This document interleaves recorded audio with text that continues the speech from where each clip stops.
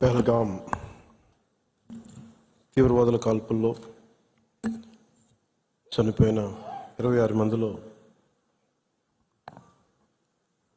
మేడిశెట్టి మధుసూదన్ గారు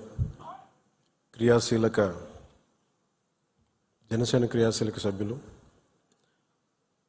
ఆయన కూడా దీంట్లో బలయ్యారు.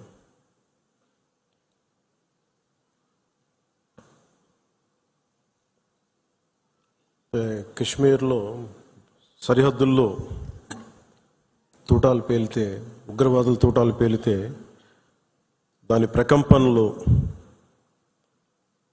భారతదేశం అంతా ఎలా పాకిందో మనందరం చూస్తున్నాం. అది మన పార్టీ, మన జన సైనికుని కూడా చంపేస్తున్నది ఆ ఉగ్రవాదం.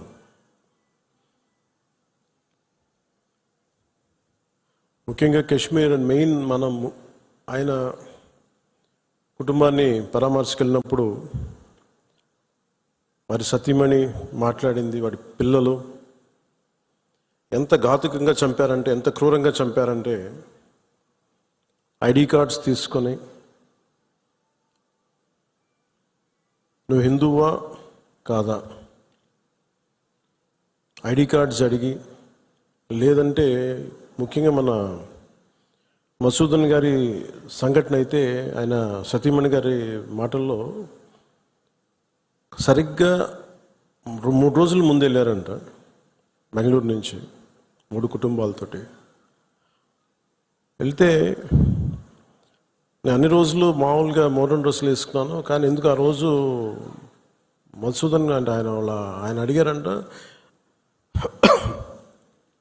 డ్రెస్ వేసుకుంటే మోడర్న్ డ్రెస్ వేసుకుని బొట్టు పెట్టుకోకూడదా అని. అంటే ఆ సంఘటనకి ముందు సరిగ్గా ఒక అరగంట ముందు బొట్టు పెట్టుకున్నారంట. ఆవిడ చెప్తుంది ఏంటంటే, బొట్టు పెట్టుకున్న తర్వాత నేను కాదని కూడా అబద్ధం కూడా చెప్పలేం కదా, తప్పించుకోవడాకన్నా అలా దొరికిపోయాం మేము. ముందు అరుపులు వినిపించినాయి, తుపాకీ శబ్దాలు వినిపించినాయి,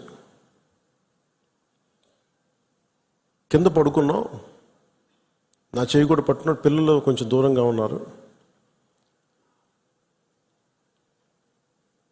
ఇదంతా కుటుంబం దాదాపు అలాగే ఆ గ్రౌండ్లో దాదాపు ఆ ఏరియాలో 400 నుంచి 500 మంది ఉండిపోయారు టూరిస్టులు. మసూదన్ గారు ఆయన సతీమణి చేయనే పట్టుకొని, ఏమవుతుంది మనకేమవుతుంది, నువ్వు చూడకంటే ఆ బూట్లు చప్పుళ్ళు చాలా తాయితీగా వచ్చి, అంటే ఎందుకు మాట్లాడుతున్నానంటే ఎంత కోల్డ్ బ్లడెడ్తో చంపారంటే మనం ఊహించుకోలేము. అంటే షికారుకు వచ్చినట్టుగా వచ్చి వేటాడి వెళ్ళిపోయారు మనుషుల్ని.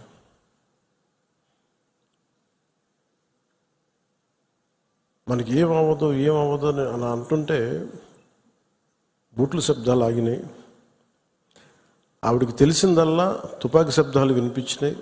కళ్ళు తెరిచి చూస్తే మొత్తం ముఖం మీద మొత్తం రక్తం ఉండిపోయింది, భర్త తాలూకు రక్తం. ఎంత క్రూరంగా చంపారంటే, నేను వైజాగ్ కూడా వెళ్ళాను చంద్రమౌళి గారి ఇంటికి. ఎక్కడ తల ఉండాల్సిన చోట తల లేదు. 35 బుల్లెట్లు 40 బుల్లెట్లు దింపారు తలలో, ర్యాపిడ్ ఫైర్ తోటి, ఆటోమేటిక్ గన్స్ తోటి. అంత దారుణంగా క్రూరంగా చంపేశారు.